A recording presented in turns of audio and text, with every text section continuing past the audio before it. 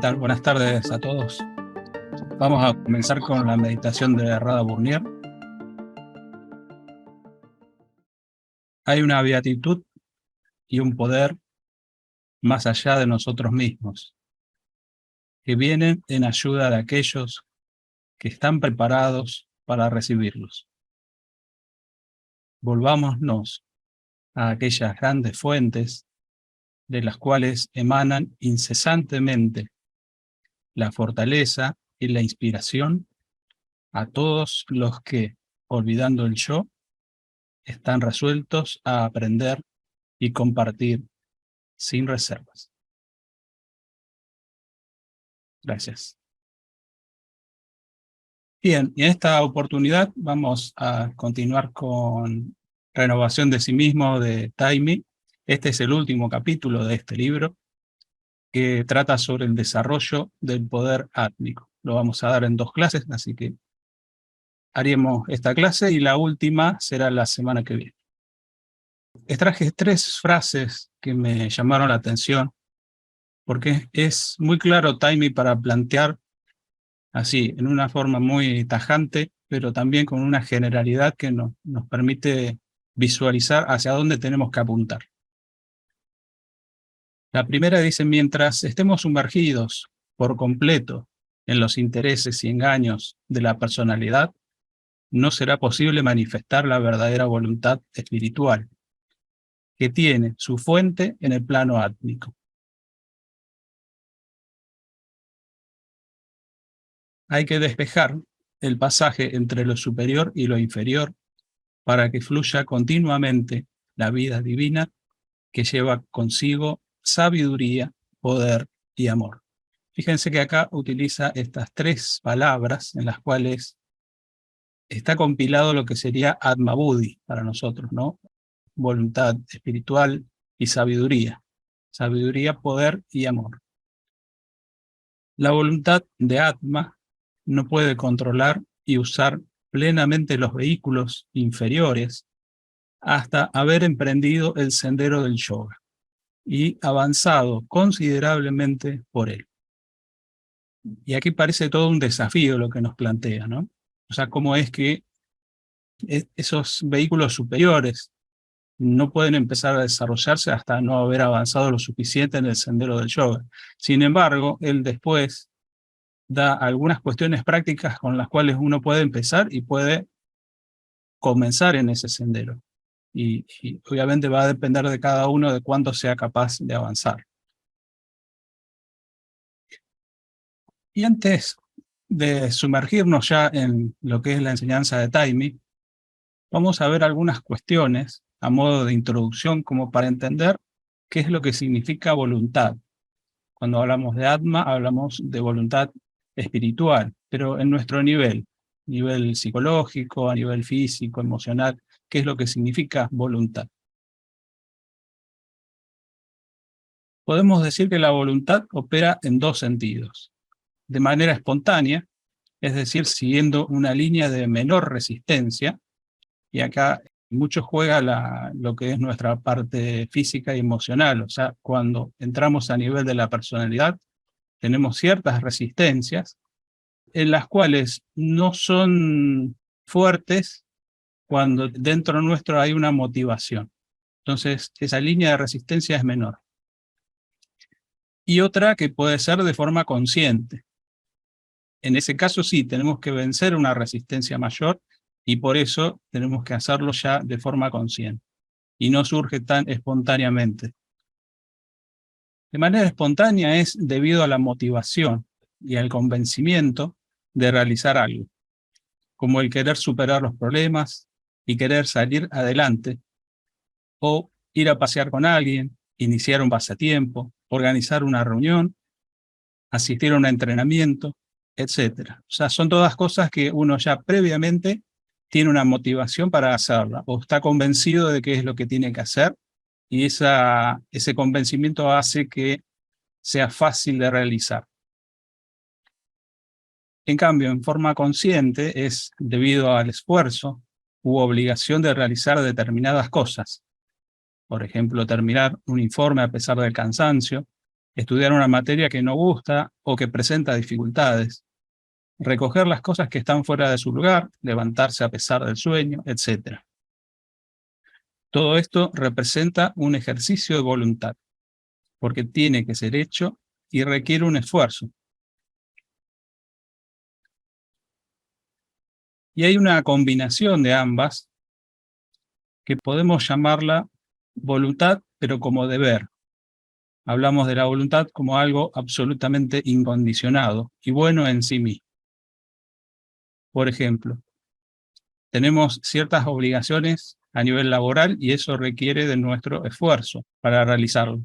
Pero tenemos obligaciones familiares, un hijo, por ejemplo, que no requieren ningún esfuerzo, porque no necesitan convencernos de lo que tenemos que hacer. O sea, se hace como un deber propio de nuestro rol. Y esa voluntad tiene una energía propia. Esta voluntad como deber, ¿no? Surge de manera espontánea, aun cuando tenga que vencer obstáculos y una resistencia mayor. ¿Por qué? Porque es, en la base, no está condicionada, sino que es buena en sí misma. Esta cuestión del esfuerzo, después le voy a pasar unos datos de alguien que ha hecho todo un estudio respecto a este tema del esfuerzo, en el cual hay un psicólogo y filósofo del más o menos fines del 1800, principios del 1900, que él era profesor de psicología, catedrático en la Universidad de Harvard, pero lo interesante es que también contenía muchas cuestiones filosóficas. Entonces él cuando habla de este esfuerzo, habla de algo que uno consigue a través de virtudes personales y uno a partir de eso desarrolla otras virtudes nuevas. Y eso lo da como una cuestión buena en sí misma, ¿no? Como si esa resistencia que se opone, en el cual uno tiene que vencerlo de forma consciente, hace que esa voluntad se vaya desarrollando. De algún modo eso es el inicio de lo que concebimos hoy como voluntad, ¿no? Voluntad como sinónimo de esfuerzo. Y en este caso, lo que plantea Taimi es voluntad como sinónimo de acción. O sea, la voluntad es una acción en sí misma, sino, como decía William James, la voluntad es solamente un deseo. Si hay algo que no se concreta, queda solo en el nivel del deseo y no es verdadera voluntad. Y Taimi dice algo similar, en el cual la voluntad es directamente proporcional a la acción, que es la energía que se materializa en un hecho concreto. Otra cosa que nos plantea Taimi es que la estabilidad es un atributo fundamental de la voluntad, la cual es un reflejo del aspecto sat de la conciencia. La conciencia da lugar a tres aspectos fundamentales: Sat, Chit y Ananda. Esto es bastante conocido, del mismo modo que a nivel material también se puede resumir en otros tres aspectos. Pero vayamos al aspecto de la conciencia. Sat, en este caso, se toma como voluntad, que puede dar lugar a un número de cualidades externas diferentes entre sí y representan modos diferentes de manifestación del principio de inercia o estabilidad. Fíjense que esta palabra estabilidad está remarcada porque es la que utiliza Taimi para estos ejemplos. El primer ejemplo es cuando una persona persiste en una línea de acción predeterminada, a pesar de los peligros que la amenazan, se dice que tiene valor. Es la estabilidad en medio de las dificultades. Segundo ejemplo que da es cuando alguien persiste en un curso de acción predeterminado, a pesar de las tentaciones que la asaltan, se dice que tiene fortaleza, que es la estabilidad en medio de las tentaciones. Y el tercer ejemplo que da es cuando alguien se aferra a una línea de acción escogida, a pesar de las alternativas que se le presentan, se dice que tiene decisión. Es la estabilidad en medio de las distracciones mentales. Él emparenta directamente lo que es la voluntad con la estabilidad. Son distintas formas de estabilidad. Y como para completar, mencionamos Chit y Ananda, que no lo vamos a tocar, pero sí lo menciono acá. Chit está relacionado con la inteligencia, con el principio creador, y Ananda está relacionado con la bienaventuranza y con la unidad de vida.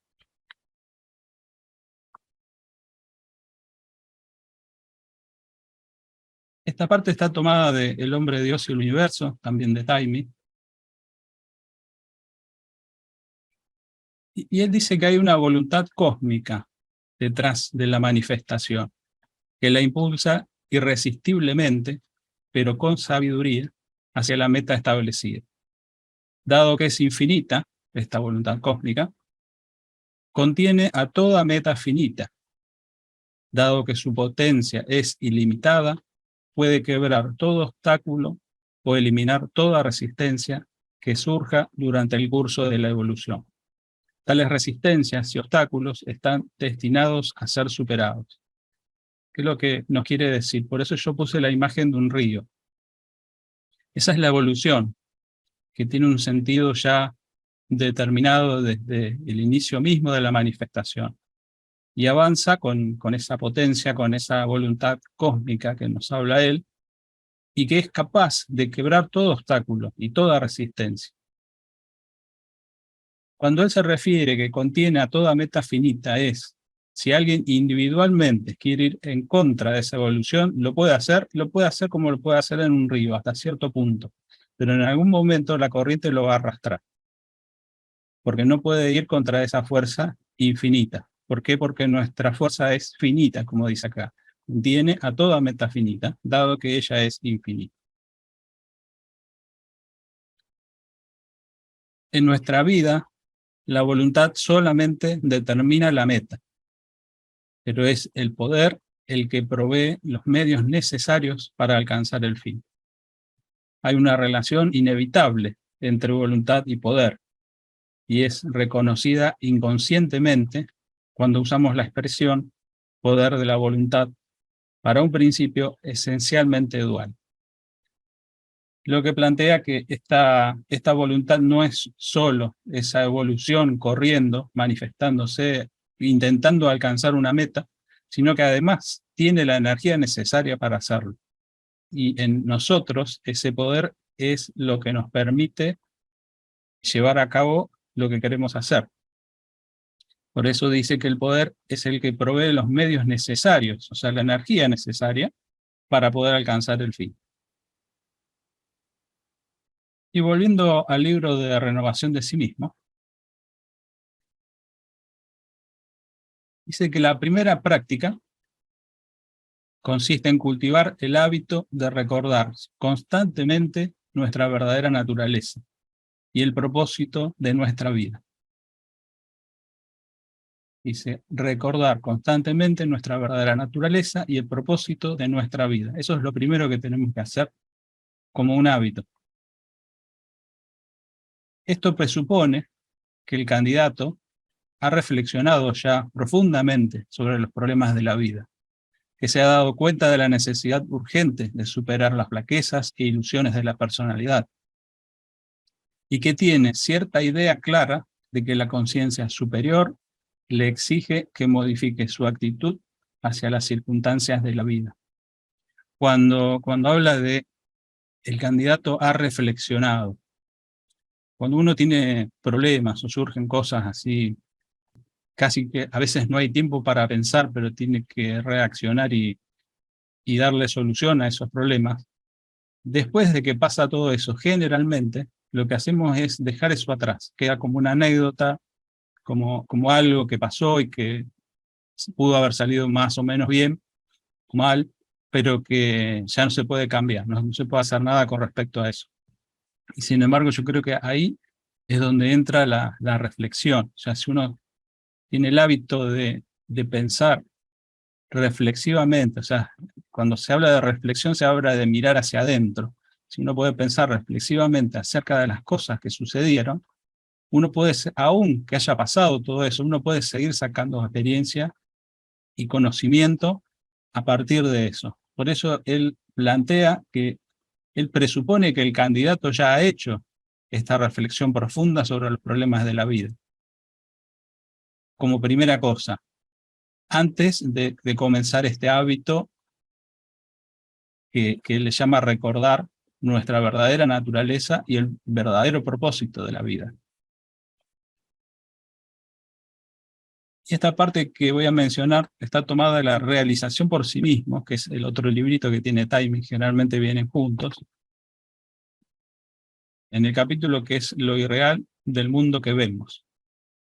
Y habla de vichara, que tiene que ver con esto que estuvimos hablando. Es el pensamiento hondo y fervoroso, se puede traducir así, que significa que al pensar con persistencia y fervor sobre ciertos aspectos de nuestra vida, ponemos en actividad la mente superior. Purificamos y sintonizamos la mente inferior con la intuición. Así abrimos gradualmente el pasaje entre Manas y Buddhi y nuestra vida interna comienza a despertar. Aquí de algún modo nos está diciendo, está corroborando esto que planteaba antes, ¿no? Quizás de un modo más técnico, pero plantea esta cuestión de que ese es el camino para abrir el canal hacia lo superior. Fíjense que él dice que vamos a ir abriendo gradualmente el pasaje entre Manas y Buddhi y nuestra vida interna comienza a despertar. A partir de esto que parece sencillo de hacer, pero que es todo un desafío. Consideremos ahora la cuestión principal de controlar nuestros vehículos, lo que nos dice Taimí, ¿no? La cual es una de las funciones principales y esenciales de la voluntad en los planos inferiores. ¿Qué significa ese control? En sentido general, significa dos cosas. Primero, que cada vehículo ha de convertirse en un instrumento eficaz y voluntario del yo superior. Cuando hablamos de esos vehículos, hablamos de la personalidad, vehículo físico, vehículo emocional, vehículo mental. Cada vehículo tiene que convertirse en un instrumento eficaz. Y segundo, que cada vehículo actúe únicamente en respuestas a los mandatos internos, o sea, de ese yo superior, y esté en guardia contra los impulsos que vienen de afuera o que surjan por automatismo. Ahora vamos a ver un poco más. El primer aspecto decíamos convertir en un instrumento eficaz. Nuestros cuerpos han adquirido ciertos hábitos que nos impiden utilizarlos como queremos. Y una de nuestras tareas más importantes es que respondan inmediata y totalmente a cualquier directiva interna. Algunas de esas tendencias y hábitos habrá que eliminar por completo. Otras habrá que neutralizarlas para nuestro propósito. Y no será posible desembarazarse totalmente de estas tendencias mientras no lleguemos a una etapa de la evolución muy avanzada. Pero ya será suficiente que no nos impidan realizar nuestra tarea. Fíjense que él habla de algunas cuestiones que son básicas. Dice que hay tendencias y hábitos que uno tiene que eliminar. Supongamos ciertas adicciones en la cual realmente minan nuestra voluntad, porque la adicción nos maneja, nos lleva a hacer cosas. Evidentemente es lo contrario a lo que queremos hacer. Entonces eso es lo primero que uno tiene que eliminar. Y como segunda cosa es algunas que son fuertes, pero que nosotros en alguna manera controlamos, empezar a neutralizarlas, dice, para nuestro propósito. Y habrá otras que, bueno, quedarán para una etapa más avanzada, pero teniendo un control suficiente, nos permitan realizar nuestra tarea. El segundo aspecto, que hablamos antes, que cada vehículo responda al mandato interno, decía Taimí, se refiere a que con respecto a este aspecto del control, podemos definirlo como la capacidad de no reaccionar. Y esto que plantea no es tan sencillo, ¿no? Porque él dice que debido a las tendencias adquiridas, cada uno de los cuerpos responde automáticamente a ciertos estímulos externos, de un modo particular determinado por su pasado, por su experiencia, ¿no? por la forma que está habituado a responder. Esa respuesta mecánica se llama reacción. Fíjense que él lo que primero que plantea es cómo este segundo aspecto nos tiene que ir brindando esa capacidad de no reaccionar. Veamos ejemplos. Alguien hace una demanda de golpearnos con un objeto. El cuerpo reacciona instantáneamente adoptando una posición defensiva. O alguien nos dice algo que consideramos insultante y nuestro cuerpo emocional reacciona inmediatamente con ira. Y en nuestro nivel mental leemos un libro con un punto de vista contrario al que nosotros tenemos y nuestra mente reacciona automáticamente con rechazo a ese punto de vista antes de examinarlo abiertamente. En los tres niveles existe esa reacción automática, mecánica, como dice Taine. Y acá hay algo que me pareció interesante para traer. Acá no sé si se lee, el paciente le pregunta al psicólogo si tiene alguna novedad sobre mí. Es un poco, es lo que el común de la gente busca en este tipo de terapias, ¿no? Que conocerse a sí mismo, pero a través del otro. O sea, no busca meterse dentro de uno y llegar a conocerse en forma directa. El dibujo está apuntado a esa reacción que normalmente tenemos. Y es muy interesante lo que dice Taime con respecto a esto, que dice que quienes estén familiarizados con las recientes investigaciones en psicoanálisis, saben que los complejos mentales hay que hacérselos conocer al sujeto. Y el sujeto tiene que darse cuenta de que existen. Entonces se resuelven naturalmente. Ese es un poco el trabajo del psicólogo, ¿no? Del psiquiatra. Algo similar ocurre con muchas de nuestras tendencias, que a veces están estrechamente relacionadas con estos complejos, y basta reconocerlas para que desaparezcan. Hacer consciente de esas tendencias. Pero hay otras que no se disipan de esta manera, y hay que eliminarlas por la aplicación cuidadosa de técnicas psicológicas combinada con una presión suave pero firme de la voluntad.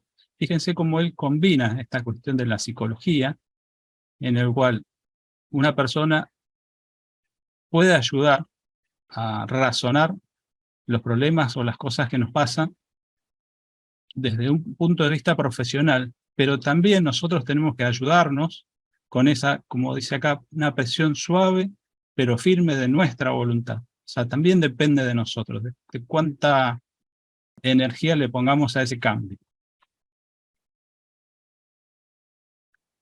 Bueno, antes de seguir, me gustaría, porque queda un poquito más, pero me gustaría dejar de compartir y escuchar algunas reflexiones, comentarios, si es que hay. Siempre es bueno el intercambio, ¿no? Aquí hay una pregunta de Patricia que dice: buenas tardes a todos, tengo una pregunta, ¿por qué es tan difícil conseguir la voluntad en nuestras vidas? La voluntad ya la tenemos. El problema es que podemos decir como si fuera alguna especie de software o elemento electrónico, no está habilitada, o no la tenemos del todo habilitada, ¿no? No podemos acceder porque hay obstáculos que nos impiden recurrir a ella directamente. Entonces tenemos que hacer una serie de artilugios a través del deseo, automotivarnos, o sea, recurrir hasta cuestiones artificiales, ¿no? De inventar premios para que uno se sienta con ganas de hacer cosas. Porque es la manera que conocemos, porque es la manera con la que habitualmente nos manejamos. Y por eso él plantea otra forma. Y ahora, un poquito más adelante, vamos a ver uno de los obstáculos que él plantea es esta pérdida de energía constante, ¿no? Y pérdida de tiempo también constante, que hace que cuando uno requiere de esa voluntad no la tiene, o tiene muy poca. La voluntad está en los niveles superiores y la energía está en los niveles superiores, pero cuando desciende se pierde, se diluye en todos los vehículos, y lo que nos llega a nosotros para utilizar como personalidad es muy poca. Por eso ustedes habrán visto que en ciertas cuestiones uno dice, bueno, yo para esto tengo toda la energía, pero para ciertas otras cosas no. Y, y hacemos una relación directa entre voluntad, energía, acción, está todo relacionado. Hacer una pregunta, hermano Martín. Sí. Es una pregunta que la vengo dejando desde varias sesiones atrás. Y mi pregunta es la atención, es decir, este ponernos conscientes de lo que estamos haciendo en cada momento, no importa de lo que se trate. La relación que existe entre la atención y la voluntad. La atención y la voluntad. Sí, hay una relación entre ambos y voy a explicarle después por qué, cuál es la pregunta en realidad. Sí, yo creo que hay una relación directa en cuanto a que el estar atento nos permite saber qué es lo que queremos realmente.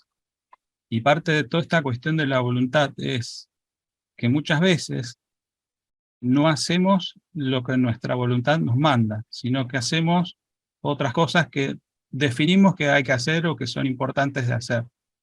Y si bien hay cuestiones que son ineludibles, porque tiene que ver con nuestra vida, con nuestro trabajo, con nuestras obligaciones, hay otras que nosotros hacemos pensando que es lo que nos conviene o lo que es mejor para nosotros, y sin embargo no lo es. Y eso es porque no estamos atentos, no nos conocemos, podemos decir, o no sabemos interpretar lo que nosotros sentimos. Y eso hace también parte de este juego de la voluntad, ¿no? Muchas gracias. Entonces, la próxima pregunta es, ¿qué relación hay entre lo que es tan, para mí en este tiempo tan común, tristemente común, diagnosticado, pero que no lo era, por decir algo, en mi juventud? Ahora se habla mucho entre los niños y jóvenes sobre un déficit de atención.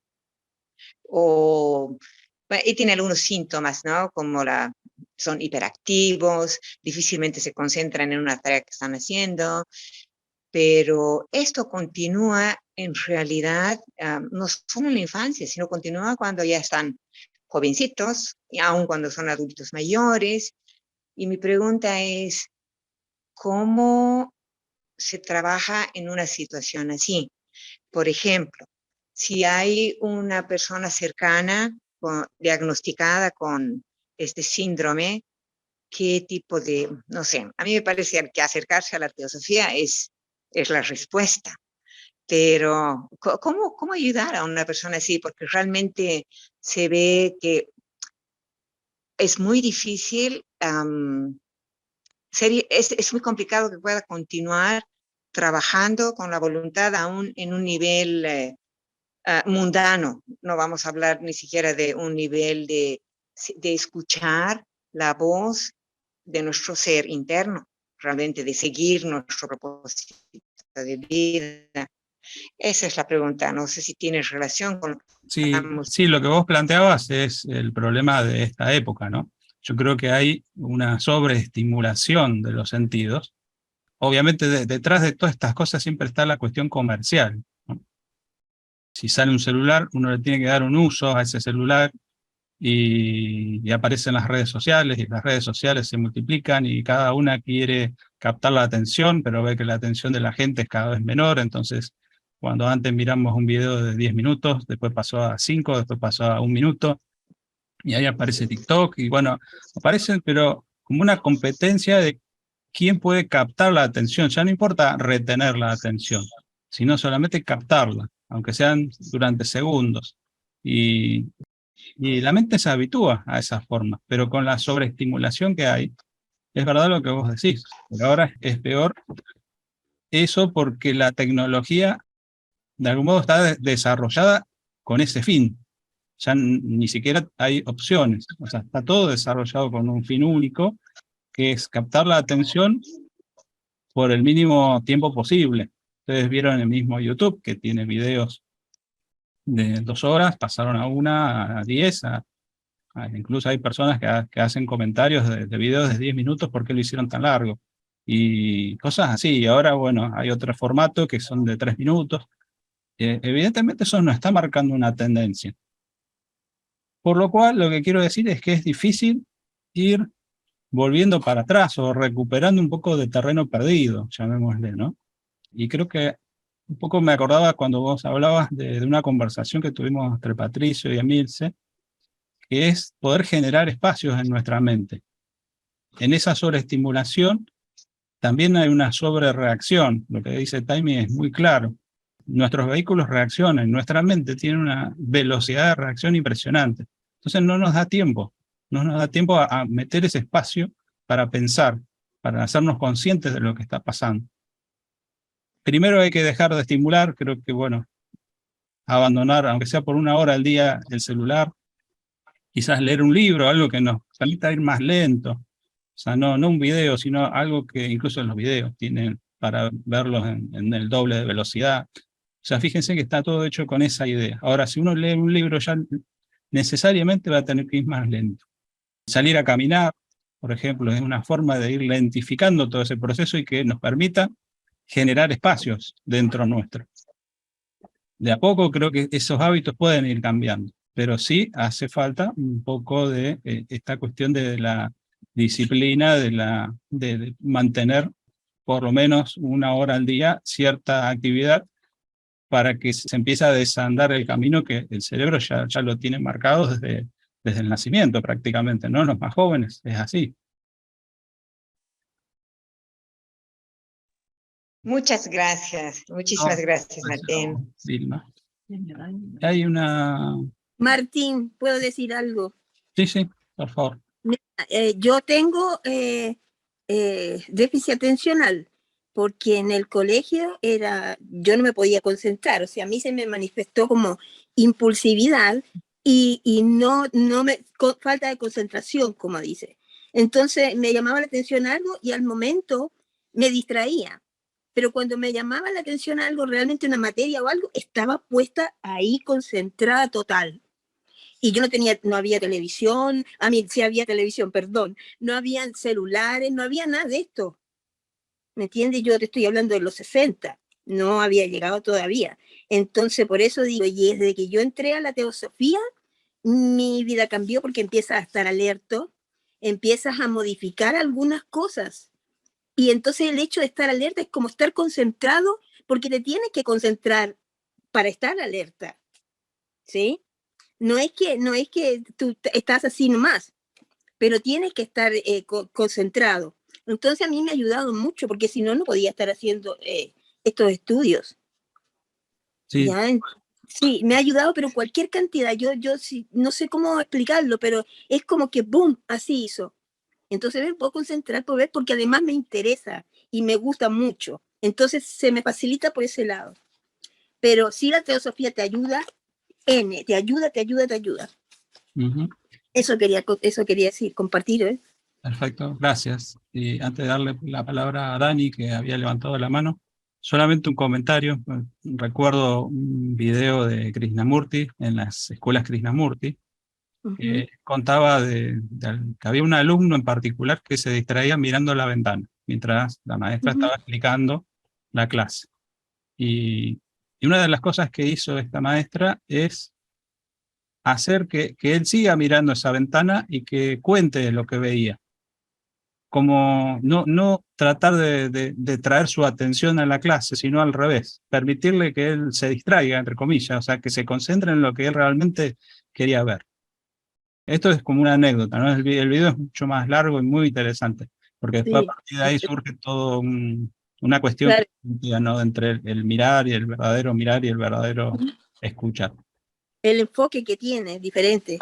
Totalmente, sí. Sí. Gracias. Dani. Y gracias, Jimena, perdón, Martín, gracias, Jimena, tu experiencia tan preciosa. Es justo también lo que pensé al principio cuando me planteaba esta situación que ahora es tan común. Es tan común. Tienes razón. Siempre pensé, si tuviéramos acceso a la teosofía, si estos jóvenes, si nosotros pudiéramos, que hemos vislumbrado un poquito, hemos tenido esta este regalo tan grande.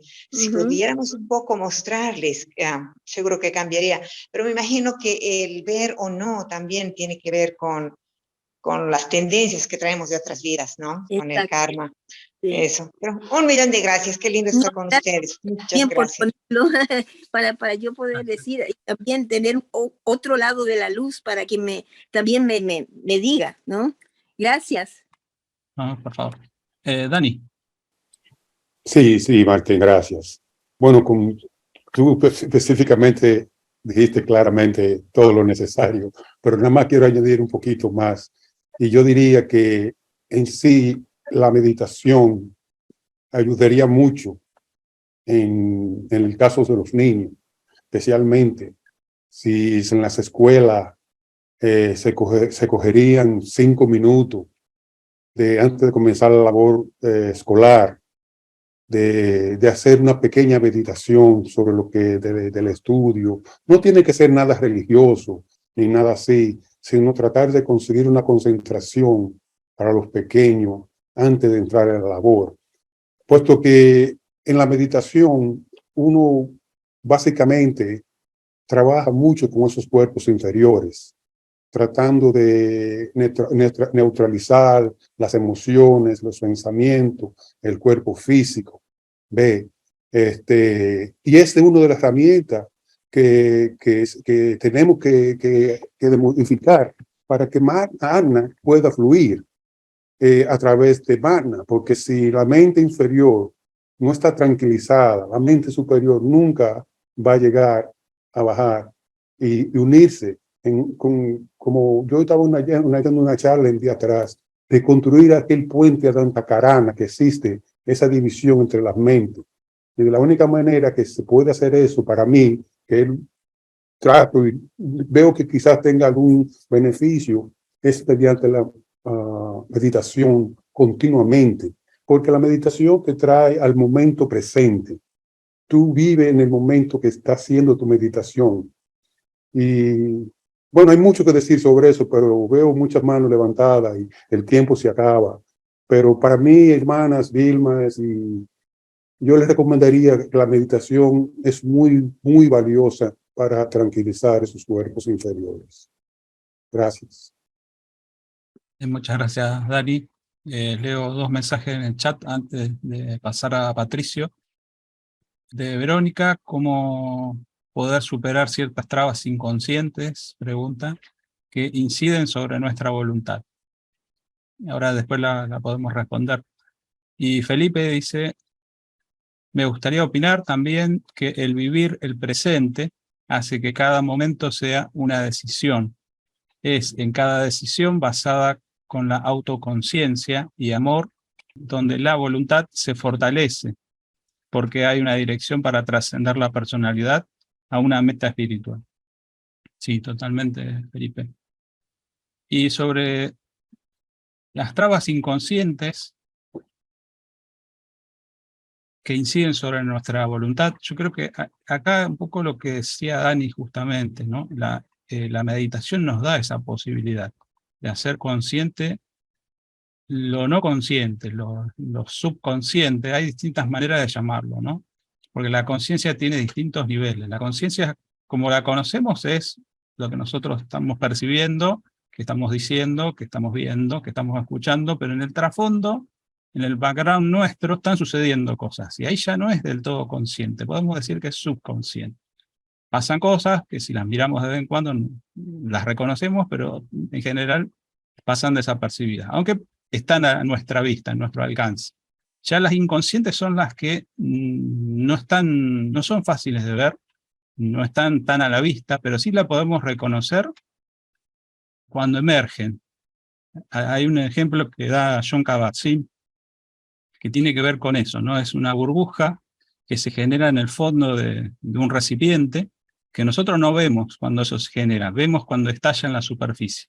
Bueno, eso es lo que proviene del inconsciente, pero a través de eso que vemos externamente, su manifestación externa, podemos empezar a deducir y trabajar esa parte inconsciente. Es un trabajo ya un poco más arduo, ¿no? Y yo creo que en eso nos ayuda mucho la meditación. Patricio. En realidad era la misma respuesta de Jimena, creo que contestó en realidad lo que Vilma preguntaba. Pero era como comentar esto de que no necesariamente vincular la parte del déficit de atención con un déficit de espiritualidad, no tiene absolutamente nada que ver, ¿no? Un déficit de atención, una persona puede ser un bailarín de ballet y conectarse con la espiritualidad a partir del arte, o en muchas otras maneras. Entonces nada, quería hacer como hincapié en eso, que es distinto a lo que vos planteabas, de cómo en nuestro presente efectivamente es como que todo se acelera y hay un TikTok, un YouTube, todo es como bebe, corto, y la atención nos pica de un lado al otro, ¿no? Eso es una cosa, pero lo de digamos, los déficits de atención, que lo han habido antes y los hay ahora en los niños que ya tienen este crecimiento y esta forma de ser, creo que tiene más que ver con cómo se conectan con la divinidad. Y puede ser muy particular para cada uno, y inclusive Blavatsky en algún momento dice que a veces la intelectualidad puede ser un obstáculo para la espiritualidad. Entonces hay que saber orientar y poner bien, conducir, digamos, a esa persona, a esa niña o ese niño o ese adulto, cómo se une con su propia divinidad. Que no necesariamente sea a través del estudio o la investigación, puede ser a través del arte, puede ser un derviche que gira constantemente y se conecta, tantas formas, ¿no?, de expresión. Nada, era nada más que agregar eso a lo de Vilma. Gracias, Martín. Hasta acá. No, gracias a vos, Pato. Silvia. Buenas tardes. Iba a decir justo lo que dijo Patricio, ya que me hizo efecto shock el tema del TEA, del trastorno, del déficit de atención. En principio, me encantó esa posibilidad de poder ver eso que vamos a buscar en otro lado para ver cómo soy. Estamos más cerca de nosotros que el otro, pero sin embargo es más fácil ver cómo soy desde otro lugar. Estamos apurados por saber quién soy y estamos apurados porque el otro nos diga, sin saber que la herramienta de la voluntad, el casillerito de la voluntad, lo tenemos todos. No hay uno que no lo tenga. La estamos buscando y estamos buscando el desarrollo del efecto de la voluntad.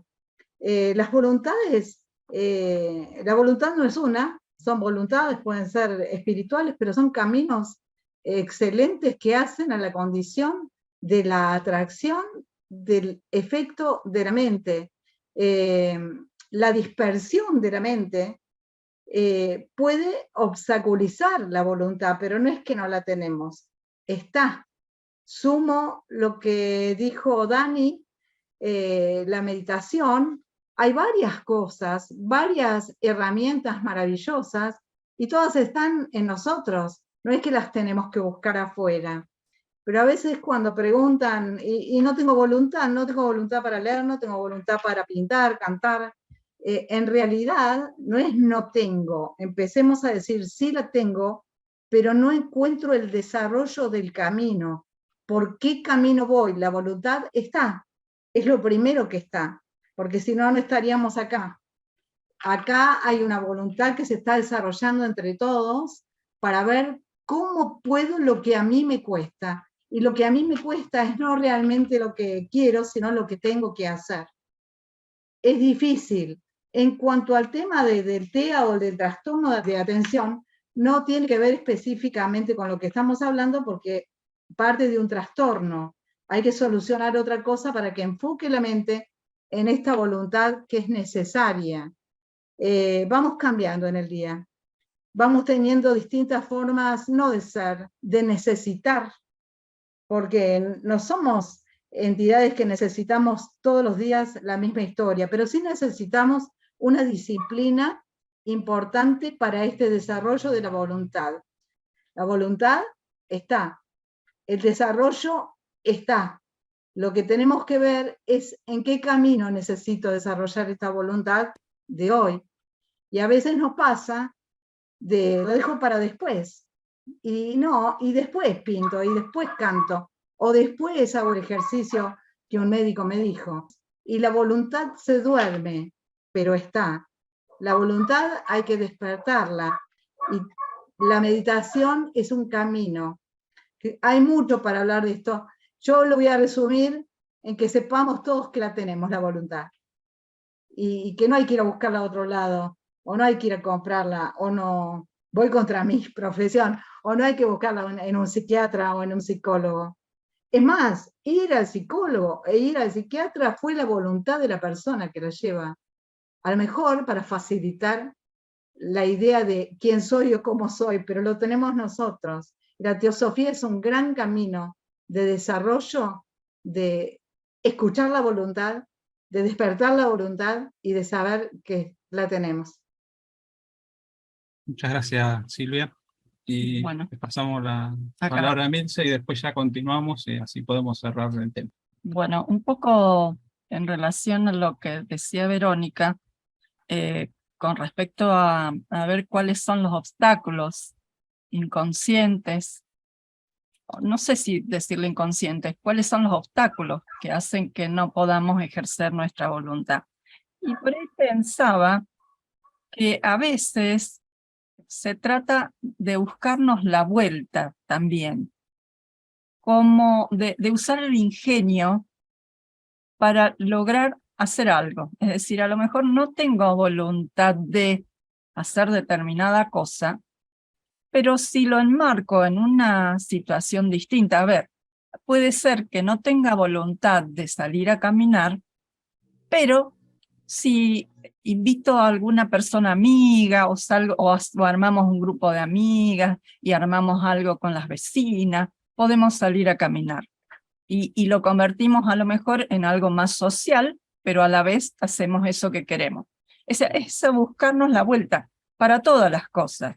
Quiero estudiar inglés, pero no me quiero anotar en un curso donde sea todo, donde tenga que estudiar. Entonces, busco a lo mejor una manera de conectarme con alguien que hable inglés y que quiera conectarse conmigo en su idioma, en el inglés, y entonces eso me va a exigir un esfuerzo, una búsqueda de vocabulario, una búsqueda de a ver si lo que estoy redactándole o diciéndole es correcto, y así voy aprendiendo. O sea, es buscarme la vuelta para lo que yo quiero. Y después, que cuando uno pone metas muy altas, a veces ese es el obstáculo, la meta muy alta. Entonces hay que buscar la meta pequeña, es decir, el pequeño saltito, el que uno sí sabe que lo puede hacer. Entonces, es el paso del día, digamos, el día a día. Y eso también hace que empecemos a, como dice Silvia, a darnos cuenta de que sí tenemos la voluntad. Eso lo cumplimos, lo podemos cumplir y vamos cobrando más confianza. Eso nos ayuda. Después, un poco disgregando de esta idea, a veces hay determinadas ocupaciones o trabajos que exigen que uno salte de un tema a otro, ¿no? A veces hay cuestiones laborales que hacen que uno esté atendiendo una cosa y después tenga que saltar a otro y de pronto te llaman de otra sección. Entonces la mente es como que se acostumbra a estar en varias cosas al mismo tiempo. Y después otra cosa es que a veces no sabemos qué es lo que realmente tiene una persona. Dicen que Krishnamurti, los potenciales de una persona, no las podemos ver o conocer nosotros. Creo que el maestro la conoce, o un ser con mayor penetración de las ideas puede conocerlo. Dicen que Krishnamurti, cuando lo conoció, lo vio Leadbeater en las playas de Adyar, dicen que tenía el aspecto de un niño tonto. Le decían que era el tonto, digamos. Y fíjense quién terminó siendo, ¿no? Entonces no sabemos cuál es el potencial del otro o el nuestro propio tampoco. Eso nada más. Bueno, muchas gracias por todos los comentarios, realmente muy interesante. Bien, retomando esto de la reacción mecánica, dicen nuestros cuerpos reaccionan mecánicamente a impactos externos, que es lo que estuvimos viendo. Pero ni siquiera nos damos cuenta. La voluntad tiene la función de controlar las actividades de los cuerpos inferiores y también la de suministrarles la energía potencial para sus actividades. Esa es la función de la voluntad respecto a los cuerpos inferiores. Y este control tiene dos aspectos, y los dos son de la misma importancia. El primero puede llamarse inhibición, y el segundo, la regulación de las actividades. Inhibición de actividades y regulación de actividades. En los tres planos de la personalidad, físico, emocional y mental, hay que prestarle atención a ambos aspectos, si se quiere lograr que los vehículos funcionen en perfecta coordinación y armonía.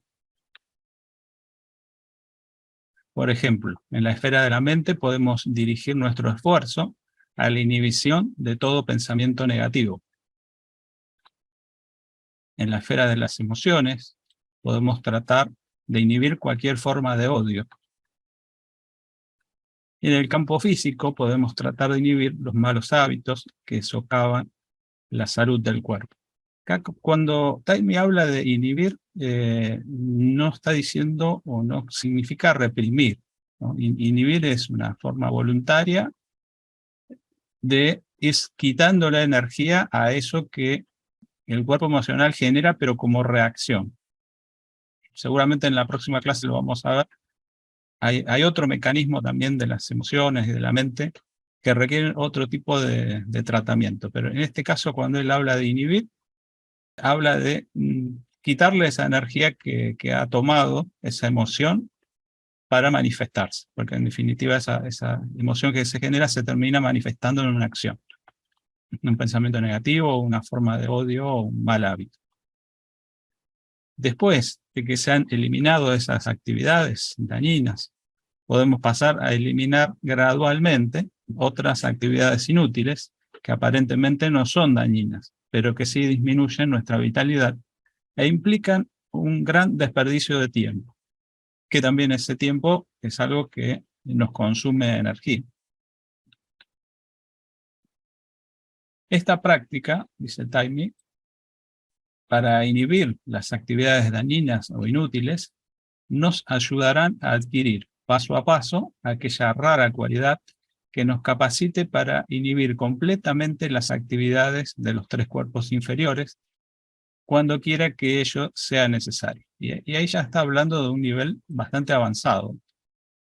Esto significa la adquisición del poder de la perfecta concentración de la mente, de la perfecta calma del cuerpo emocional y de la perfecta quietud del cuerpo físico, para mantenerlos así todo el tiempo que se necesite. La culminación y la manifestación más elevada de este poder de inhibición se observa en el yogi sentado en samadhi, en completa quietud corporal y con su actividad mental y emocional reducida a nivel cero. Pues mientras no se puedan inhibir por completo las actividades de los tres cuerpos inferiores, la conciencia no estará libre para trabajar en los planos superiores y obtener el conocimiento de esos planos. Un poco acá en este último pantallazo, él hace un resumen de hacia dónde tenemos que apuntar. En el medio hay todo un camino que recorrer, que lo vamos a continuar viendo en la clase que viene. Acá les traje un poco la bibliografía. Es el esfuerzo, una característica esencial de la voluntad. Es un trabajo muy interesante que habla justamente de William James comparado con Tomás de Aquino, en el cual William James, como decía antes, planteaba la cuestión del esfuerzo, ¿no? Y Tomás de Aquino planteaba que no, que el esfuerzo no es necesario para manifestar la voluntad. Y bueno, hay un contrapunto ahí muy interesante. De ahí saqué algunas ideas, y lo mismo la fundamentación de la metafísica de las costumbres de Kant, que hablábamos, él le llama voluntad santa, que bueno, yo la puse como voluntad incondicionada, la realización por sí mismo, como ya dijimos, y el hombre de Dios en el universo. Y para terminar quería justamente una frase de Tomás de Aquino, que dice que el carácter meritorio del acto humano radica en que procede del libre albedrío, gracias al cual el hombre tiene la facultad de obrar por sí mismo, actuando voluntariamente y no por causa de fuerzas externas al individuo. Por eso él dice que los actos más voluntarios de todos son los que se hacen por amor. Y él cuando plantea esta cuestión del amor, plantea la voluntad divina, ¿no? O ese amor que proviene, esa energía del amor que proviene de lo divino. Incluso hay un escrito de él que habla de que uno tiene que amar a sus enemigos, pero es mejor que amar a los enemigos es amar a sus amigos, a sus familiares. Pero mejor que eso es amar a Dios. Como que hay una escala en la cual el amor, en la medida que se hace más impersonal, más dedicado, ofrecido voluntariamente, entre comillas, se acerca más a Dios, ese tipo de amor. Y bueno, él lo plantea en ese sentido, ¿no? Como que la energía del amor hace que nosotros podamos obrar con nuestra voluntad, pero sin obstáculos. Bien, después ya empieza la segunda parte. María Guadalupe, muchas gracias. Si quieren hacer algún comentario más, si no, ya nos preparamos para ir cerrando. Ahí te dice muchas gracias, Martín, y a todos. Gracias, Felipe. Sí, en la próxima, como les decía, Taimi plantea, a mí lo que me gusta mucho de Taimi es que en todas estas cuestiones que parecen a veces muy técnicas y muy elevadas, él lo baja a tierra y nos dice por dónde tenemos que empezar, porque a veces no es tan fácil deducir de toda la enseñanza cuál es el paso que debemos dar.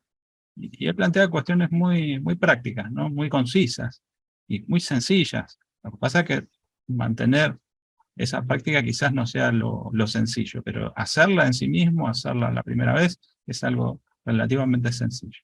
Y del mismo modo que plantea esta cuestión de la inhibición, plantea otras cuestiones que vamos a ver en la clase que viene, que están, de algún modo, complementan este planteo que él hace inicialmente. Bien, entonces hacemos el cierre.